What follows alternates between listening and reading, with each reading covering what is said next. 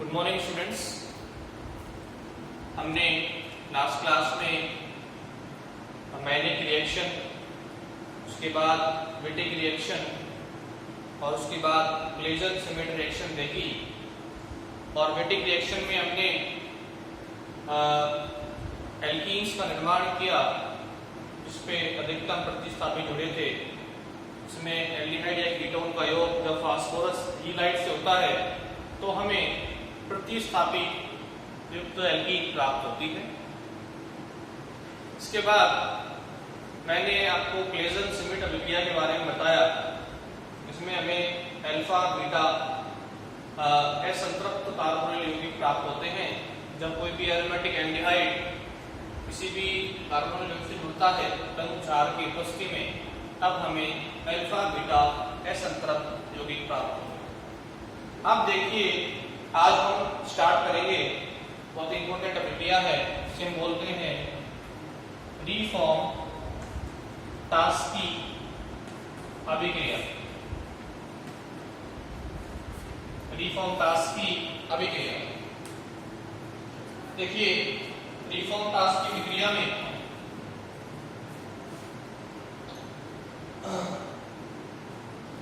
किसी भी कार्बोनिल यौगिक की किसी कार्बोनिल यौगिक की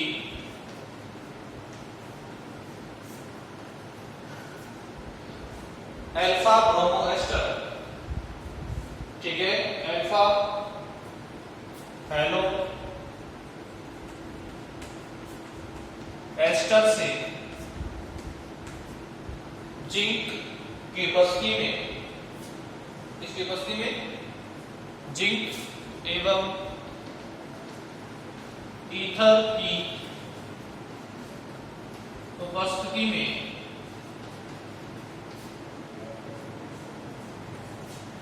अभिक्रिया से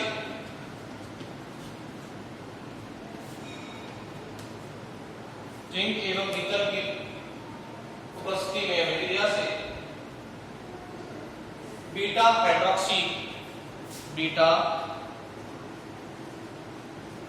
हाइड्रोक्सी एस्टर प्राप्त होते हैं।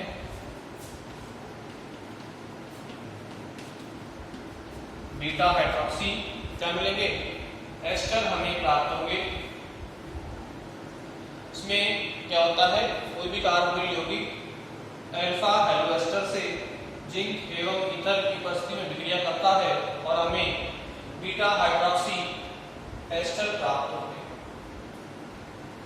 ठीक है, जिंक और ईथर की उपस्थिति में विक्रिया होगी। आपसे नोट कीजिए। अब हम देखते हैं कीटोन से कराई विक्रिया अल्फा ब्रोमो एस्टर की। हम लेंगे alpha bromo ethyl bromo acetate. तो देखिए कैसे रिएक्शन होगी। ये हमने लिया कीटोन, ये है एसीटोन। ये करेगा रिएक्शन एथिल ब्रोमो एसीटेट से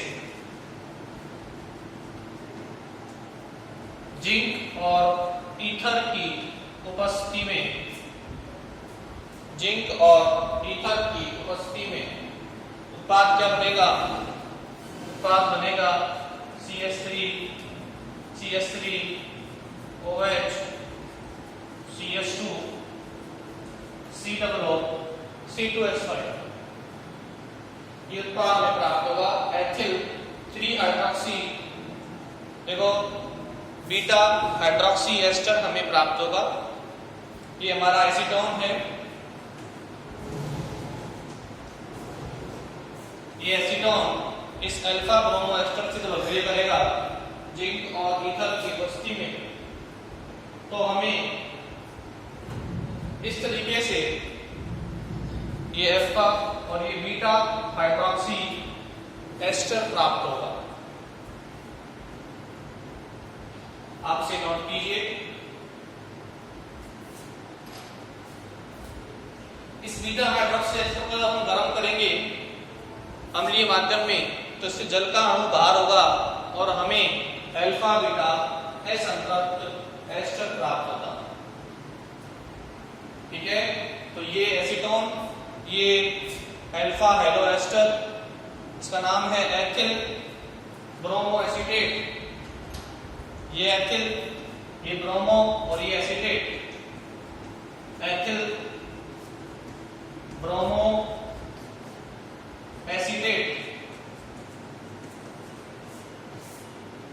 ठीक है, दोनों आपस में संयुक्त होंगे और हमें ये बीटा हाइड्रोक्सी एस्टर प्राप्त होगा।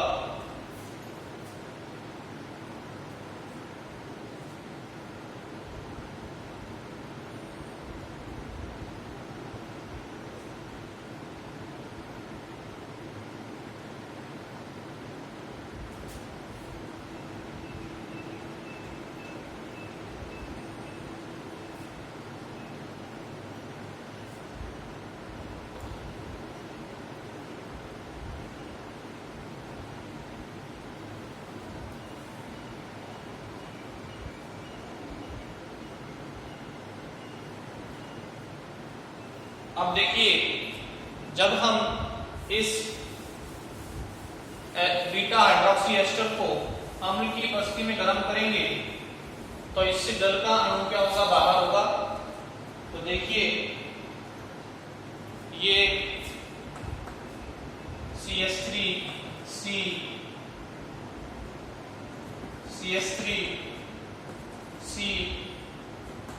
OH, ACH2 को हम ऐसे लिखते हैं C2H5। अम्लीय माध्यम में इससे जल का अणु बाहर निकल जाएगा और हमें अल्फा बीटा असंतृप्त एस्टर प्राप्त होगा। CH3C double bond CH C double C2H5, ये हमें यहाँ प्राप्त होगा alpha beta असंतृप्त ester.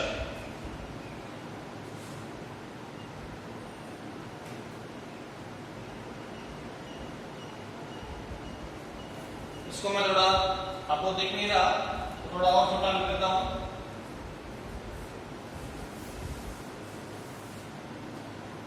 CH3C double bond CH C double C2H5, ये है अल्फा बीटा असंतृप्त एस्टर। तो पहले ये कीटोन इस अल्फा ब्रोमो एस्टर से संयुक्त होगा और क्या बन जाएगा, बीटा हाइड्रोक्सी एस्टर। उस बीटा हाइड्रोक्सी एस्टर का निर्जलीकरण होगा, इससे हमें ये अल्फा बीटा असंतृप्त एस्टर प्राप्त होगा।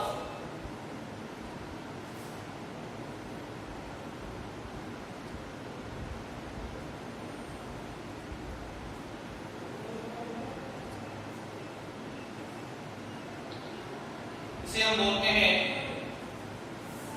रीफॉर्म-टास्की अभिक्रिया।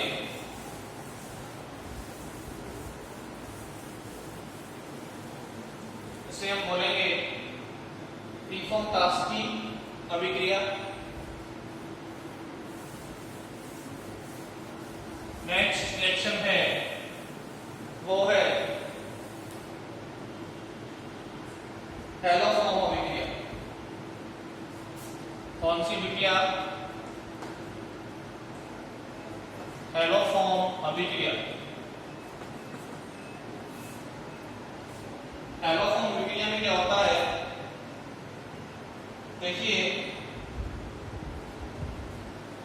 ऐसे एल्डिहाइड या कीटोन जिनमें ये समूह हो, CH3CO समूह हो, वो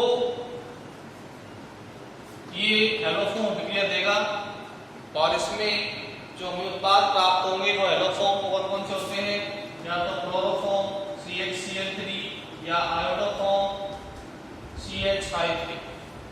ये हमें प्राप्त होते हैं क्लोरोफॉर्म, आयोडोफॉर्म, ठीक है, इसे हम बोलेंगे हेलोफॉर्म अभिक्रिया। देखिए ये है हमारा एक एसीटोन CH3COCH3, ये करेगा रिएक्शन 3I2 से NaOH की प्रेजेंस में, acetone reacting with I2 and NaOH क्या बन जाएगा, देखो उत्पाद बनेगा CH3 आयोडोफॉर्म, साथ में सोडियम आयोडाइड बाहर होगा और इसी का एसिड बनेगा CH3COONA प्लस NaI 3NaI, ये रिमूव होंगे और साथ में जल के अणु भी बाहर होंगे 3H2, ठीक है। That acetone react with iodine and base, converting it to iodoform, sodium acetate, sodium iodide and water.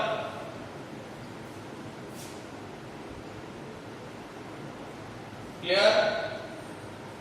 क्या देखते हैं इसकी अब हम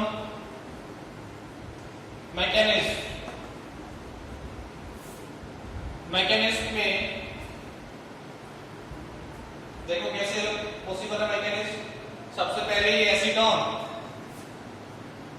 CH3COCH3 प्लस 3I2,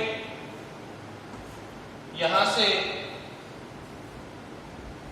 ये 3HI रिमूव होगा और हमें मिल जाएगा ये CI3 C double bond O CH3 plus 3HI, ये उत्पाद हमें प्राप्त होगा। सबसे पहले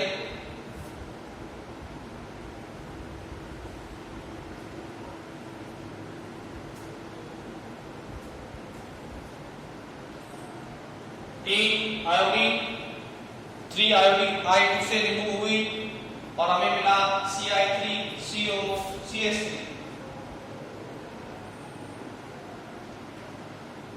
अब देखिए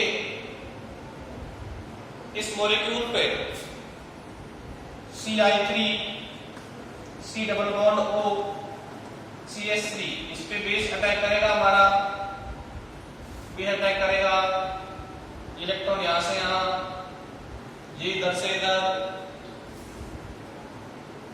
उत्पाद क्या बन जाएगा CI3 COH, इधर CH3, इधर O-, ये उत्पाद हमें मिलेगा। अगले स्टेप पे क्या होगा, देखो ये इलेक्ट्रॉन यहां से यहां जाएंगे और ये यहां से CI3- रिमूव हो जाएगा और हमें मिल जाएगा ये एसिड CH3COOH और बाहर मिल जाएगा CI3-, बाहर क्या मिल जाएगा, ये CI3-। अब अंतिम स्टेप में ये CI3- इस एसिटिक एसिड से क्या ले लेगा, ये प्रोटॉन ले लेगा और क्या बना देगा हमारा CHI3 आयोडोफॉर्म, और ये एसिटेट आयन बाहर निकल जाएंगे CH3O-। इस तरीके से हम किसी भी एल्डिहाइड या कीटोन को जिसमें CH3 समूह CO समूह हो, आयोडीन और बेस की प्रेजेंस में आयोडोफॉर्म हेलोफॉर्म में कन्वर्ट कर सकते हैं। इधर भी हम 3 बेस के मॉलिक्यूल लेंगे 3OH-, बेस की प्रेजेंस में ये रिएक्शन होगी, ये नहीं, ये वाली सॉरी, ये वाली जो रिएक्शन होगी वो 3OH- की प्रेजेंस में होगी। 3 बेस, क्योंकि बेस की प्रोटॉन लेंगे फिर वो HI ग्रुप में बाहर निकलेंगे, फिर इससे अब देखो ये प्रोटॉन एसिडिक क्यों है, क्योंकि CO समूह इलेक्ट्रॉन आकर्षी समूह है, ये यहाँ से ये 3H 3I के द्वारा HI ग्रुप में बाहर जाएंगे और हमें ये स्पीशीज मिलेगा।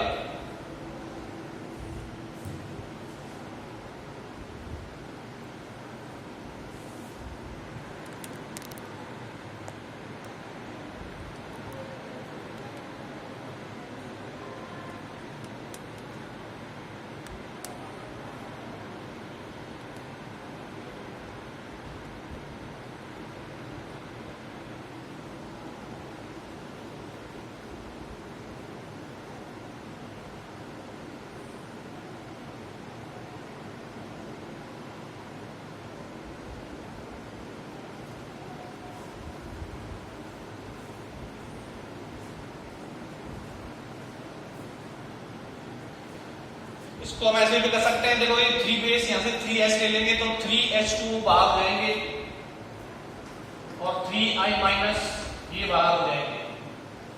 ऐसे भी दिखा सकते हैं, जो आपस में क्रिया करके क्या बना देंगे, वही 3HI बना देंगे। तो बात वही है, जिसको हम कैसे भी प्रस्तुत कर दें।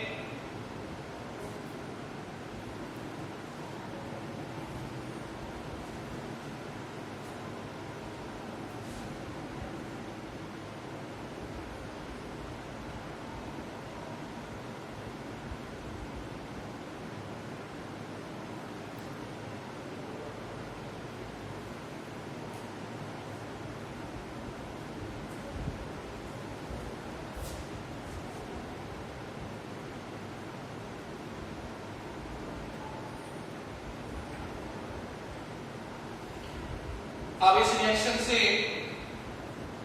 हमें जो आयोडोफॉर्म मिलता है वो पीले रंग का होता है। ये कैसा रंग का होता है, पीले रंग का अवक्षेप मिलता है, इसे हम बोलते हैं आयोडोफॉर्म CHI।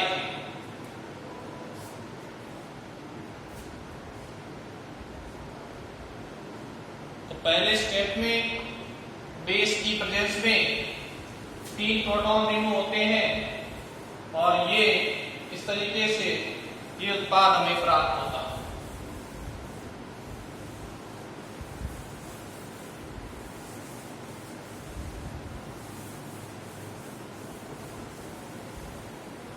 अब देखिए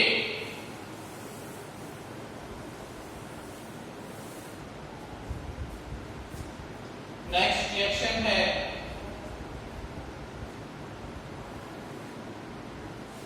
इसी कड़ी में एल्डिहाइडों का ऑक्सीकरण।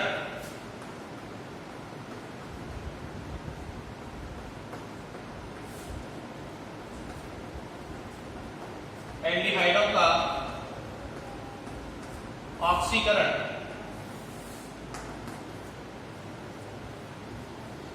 देखिए, एल्डिहाइडों के ऑक्सीकरण से हमें आसानी से क्या मिल जाएंगे, अम्ल मिल जाएंगे। लेकिन कीटोनों के ऑक्सीकरण में थोड़ी बाधा उत्पन्न होगी।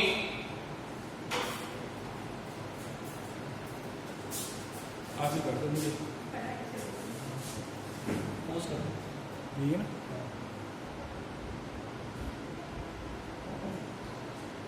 अब नेक्स्ट टॉपिक है हमारा एल्डिहाइडों का ऑक्सीकरण।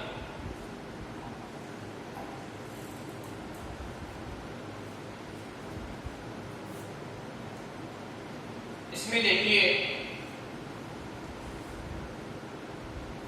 एल्डिहाइडों का ऑक्सीकरण होता है, मैंने बताया था आपको, कोई भी ऑक्सीकारक लेंगे, ये हमारा एल्डिहाइड है, इसका ऑक्सीकरण होगा एसिड में, ठीक है। और ऑक्सीकारक के रूप में हम काम में लेंगे इधर या तो KMnO4 या K2Cr2O7, पोटेशियम डाइक्रोमेट या पोटेशियम परमैंगनेट, ठीक है। और अम्लीय माध्यम में ये रिएक्शन होगी, कौन से माध्यम में, अम्लीय माध्यम में, ठीक है। KMnO4 या K2Cr2 है एसिड में होता है।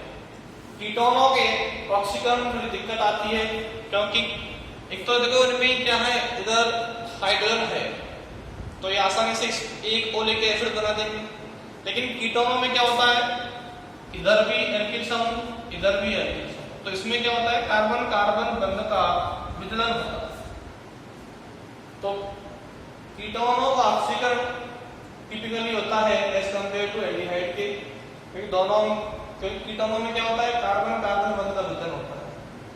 यहाँ पर एक वैलेंस इलेक्ट्रॉन जुड़ रहा है हाइड्रोजन, तो इतनी प्रॉब्लम आती है। ठीक है, अब देखिए इन ऑक्सीकरणों के अलावा KMnO4 K2Cr2 यदि हमने कराई रिएक्शन एसिड एल्डिहाइड की,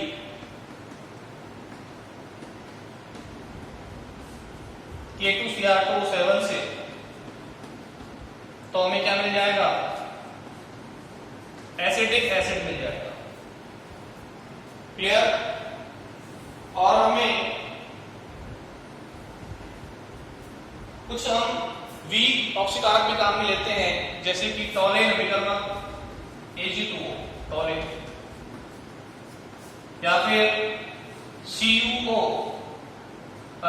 फेलिन विलियन। ठीक है, टोलेन या फिर फेलिन, ये सभी क्या है, दुर्बल ऑक्सीकारक हैं।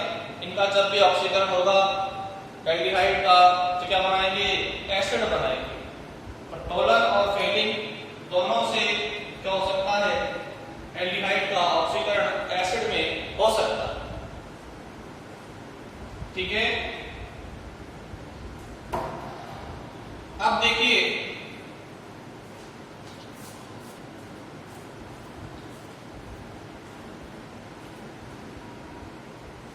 देखिए हम टोलन और फेलिन अभिकर्मक से कराएंगे इनका ऑक्सीकरण। देखिए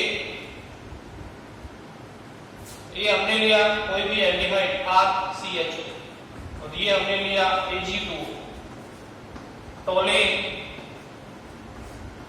अभिकर्मक। इससे क्या होगा, इसका ऑक्सीकरण होगा और उत्पाद क्या बन जाएगा, RCOOH, और बाहर क्या निकल जाएगा, 2Ag। ठीक है, एल्डिहाइड का ऑक्सीकरण हुआ और हमें क्या मिल गए, एसिड मिल। ठीक है, टोलेन अभिकर्मक क्या होता है, टोलेन अभिकर्मक होता है AgNO3 का अमोनीकृत सोल्यूशन। कैसा सोल्यूशन, AgNO3 का अमोनीकृत विलयन,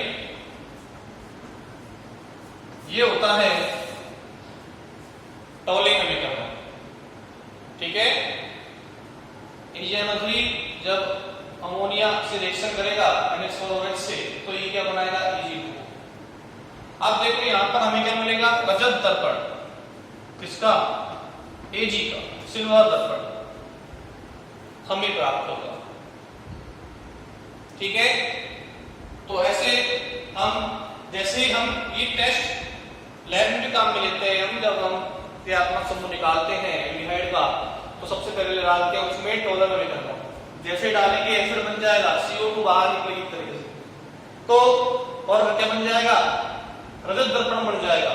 जैसे ही हमने क्या डाला एल्डिहाइड के विलयन के अंदर, जिसमें कड़े वातावरण जैसी गंध होती है, सुगंध होती है, क्या डाला हमने, Ag2O यानी कि AgNO3 का अम्लीय सोल्यूशन, तो क्या होगा, रजत दर्पण हमें बन जाएगा उस टेस्ट ट्यूब में, जिससे किसकी पुष्टि होगी, एल्डिहाइड की पुष्टि होगी। ये क्रियात्मक समूह परीक्षण में भी हम इसे काम में लेते हैं। इंपॉर्टेंट क्रियात्मक समूह परीक्षण एल्डिहाइड का आपने फर्स्ट ईयर में भी किया होगा। ऐसे ही देखो फेलिन विलयन क्या होता है, फेलिन विलयन होते हैं दो, फेलिन A और फेलिन B। फेलिन A और फेलिन B, ये तो होता है कॉपर सल्फेट का जलीय विलयन। कॉपर सल्फेट का क्या होता है ये जलीय विलयन। फेलिंग बी क्या होता है सोडियम पोटेशियम टार्ट्रेट। ये क्या होता है फेलिंग बी होता है। फेलिंग ए कॉपर सल्फेट का जलीय विलयन और फेलिंग बी होता है सोडियम पोटेशियम टार्ट्रेट। ठीक है, ये भी क्या है एक ऑक्सीकारक है। देखिए अगर हम एक एग्जांपल लें सिंपल सा, तो ये हमने लिया एसिड एल्डिहाइड या CH3CHO, इसमें क्या डाल दिया CuO 2CuO। ये क्या है हमारा फेलिंग विलयन। तो क्या होगा ऑक्सीकरण होगा एल्डिहाइड का एसिड में, क्या बन जाएगा एसिटिक एसिड और हमें Cu2O का लाल अवक्षेप प्राप्त हो। जैसे ही हम क्या डालेंगे कॉपर सल्फेट का जलीय विलयन इस एल्डिहाइड के सॉल्यूशन में, तो हमें लाल रंग का एक अवक्षेप प्राप्त होगा, जिससे हमें किसकी पुष्टि होगी एल्डिहाइड की पुष्टि होगी। और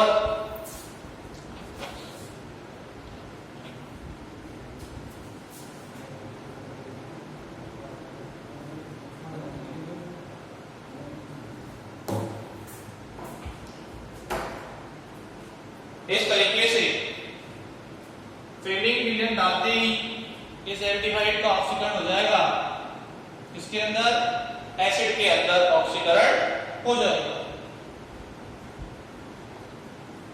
और देखिए Fehling A Fehling B, Fehling A होता है कॉपर सल्फेट का जलीय विलयन, फेलिंग बी होता है सोडियम पोटेशियम टार्ट्रेट। ऐसे ही देखिए अब हम लेते हैं अल्फा बीटा असंतृप्त एल्डिहाइड। इनका भी ऑक्सीकरण कर सकता है टॉनिक अभिकर्मक। देखो ये क्या है प्रोटॉन एल्डिहाइड, क्या नाम है इसका प्रोटॉन एल्डिहाइड। प्रोटॉन एल्डिहाइड, इस प्रोटॉन एल्डिहाइड का जब भी क्या होगा ऑक्सीकरण होगा, किससे होगा, इसके लिए हम काम में लेंगे Ag2O। ठीक है, टोलेन अभिकर्मक ये ऑक्सीकारक है। क्या करेगा इस अल्फा बीटा असंतृप्त अम्ल का ऑक्सीकरण कर देगा, क्या बना देगा CH3 CH double bond CH C double bond. Alpha beta असंतृप्त अम्ल, ये अल्फा और ये बीटा, क्या नाम है इसका प्रोटॉनिक अम्ल।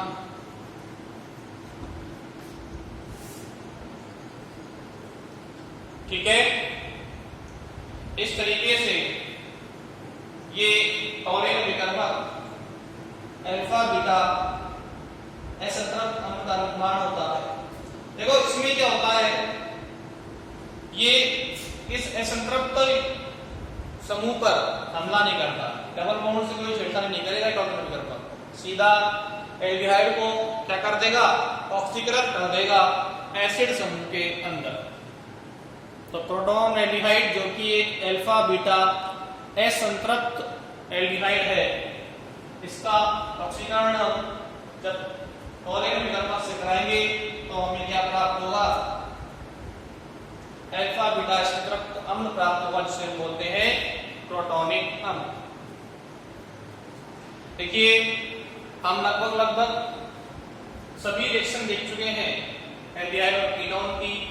हमने शुरुआत की एल्डोल संघनन से, फिर हमने देखा बेंजोइन संघनन, उसके बाद हमने देखी पर्किन रिएक्शन, पर्किन के बाद मैनिक रिएक्शन, मैनिक के बाद हमने देखा अमोनिया और उसके व्युत्पन्नों के साथ एल्डिहाइड कीटोन का संयोग, इसके बाद हमने देखी क्लेजन रिएक्शन, फिर देखा क्लेजन संघनन।